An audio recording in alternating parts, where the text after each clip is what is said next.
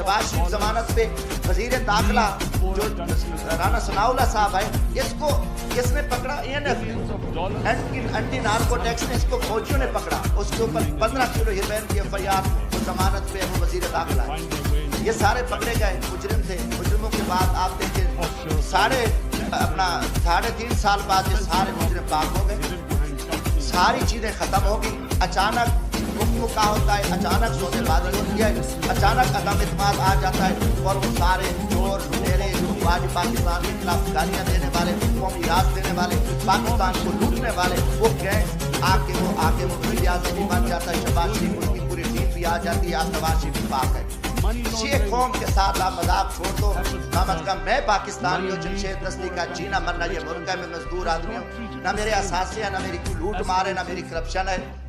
میں پاکستان کی عزت کے لیے، اس ملک کی بقا کے لیے میں بولوں